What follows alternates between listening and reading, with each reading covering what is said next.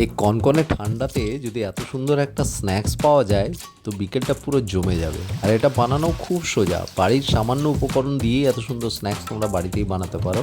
এর জন্য আমি চিকেনটার ব্রেস্টগুলোকে হাড় থেকে আলাদা করে ছোট ছোট স্ট্রিপ করে নিয়েছি বোনলেস। এর মধ্যে একটু লেবুর রস, স্বাদ অনুসারে লবণ, একটু গোলমরিচের গুঁড়ো দিয়েছি, গোলমরিচটা খুব ভালো লাগে, একটু লাল লঙ্কা গুঁড়ো দিয়েছি, ঝালটা ব্যালেন্স করবে, যেরকম ঝাল খেতে পছন্দ। ভালো করে এটাকে মাখিয়ে নিতে হবে। এবার আগে থেকে স্লাইস করে রাখা পেঁয়াজগুলোকে ওর সাথে দিয়ে একসাথে মাখাবো। মনে রাখবে পেঁয়াজ থেকে কিন্তু খানিকটা জল রিলিজ করবে যখন এই লবণের সাথে থাকবে, তাই এটাকে খানিকক্ষণ ঢেকে রেখে দেবো। এরপর আমরা একটা চাটনি বানিয়ে নেবো যেটা এই স্ন্যাক্সের সাথে অপূর্ব লাগবে। এর জন্য ধনেপাতা নিয়ে নিয়েছি, কয়েকটা রসুনের কোয়া, একটু আদা, একটু লঙ্কা, একটা টমেটো দিয়ে দিয়েছি এর সাথে, আর একটু cumin powder, roasted cumin powder use করবে, স্বাদ অনুসারে নুন দিয়েছি, আর এর সাথে চাট মশলা দিয়েছি, আর খানিকটা লেবুর রস দিয়ে এটাকে ভালো করে একটা স্মুথ পেস্ট বানাবে।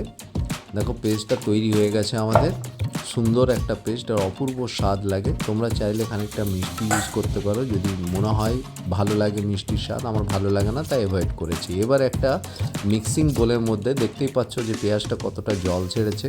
আমি সমস্ত উপকরণগুলো ঢেলে নিয়েছি। এবার একটু আদা রসুনের পেস্ট, কিছুটা ধনেপাতা কুচি, চাইলে লঙ্কা কুচি দিতে পারো, এর সাথে রোস্টেড জিরে গুঁড়ো, খানিকটা গরম মশলা গুঁড়ো, আর সবজি মশলা, বেসিক্যালি আমি কিচেন কিং মশলাটা ইউজ করেছি, আর যে পেস্টটা বানালাম চাটনি সেটা এর মধ্যে দিয়ে দেবো। এবার খানিকটা বেসন, আর এর সাথে খানিকটা কর্নফ্লাওয়ার ইউজ করেছি। চেষ্টা করবে দুটো 50-50% ইউজ করার। কর্নফ্লাওয়ারটা দিলে বাইরে যে কোটিংটা হবে খুব ক্রাঞ্চি হবে। এবার একটা ডিম দিয়ে দিয়েছি, আর স্বাদ অনুসারে একটু লবণ দিয়েছি যদি লবণ লাগে। এবার ভালো করে সমস্ত উপকরণগুলি ভালো করে মাখাতে হবে, ভালো করে মেখে যাতে এটা কম্বাইন ভালো করে হয় এবং একে অপরের সাথে বন্ডিংটা খুব সুন্দর হয়ে যায়।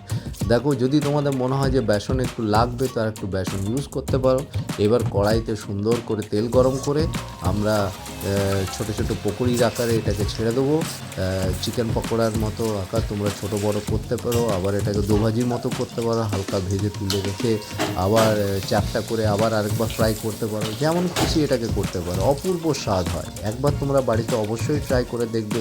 এরকম পকোড়ি আর এরকম ঠান্ডার সময় জমে ক্ষীর হয়ে যাবে। সত্যি ভাবতে পারছো না তো এরকম একটা পকোড়ি এত সহজে কী করে বানিয়ে নেওয়া যায়।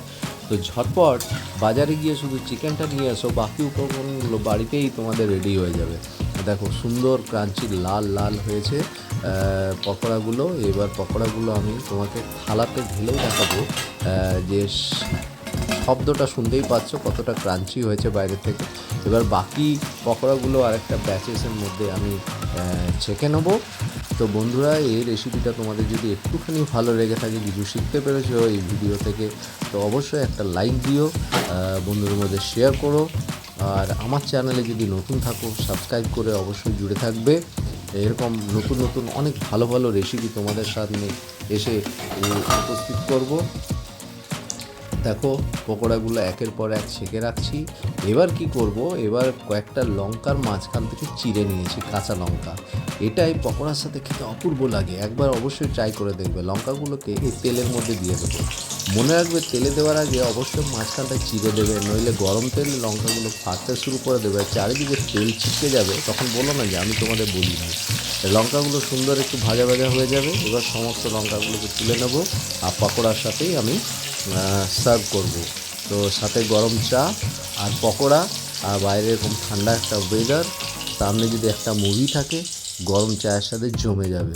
সবাই মিলে বন্ধুরা এনজয় করো। তো আমাদের দেখা হচ্ছে আমাদের আগামী ভিডিওতে, আমাদের আগামী রেসিপিতে। যদি কমেন্ট করে জানাও কোন রেসিপি তোমাদের পছন্দ, সেটা অবশ্যই বানানোর চেষ্টা করব। আর তোমরা কেমন বানালে, কেমন এনজয় করলে অবশ্যই আমাকে জানিও। অপেক্ষায় থাকলাম তোমাদের সুন্দর সুন্দর কমেন্টে। তো দেখা হচ্ছে আমাদের নেক্সট রেসিপিতে। টাটা।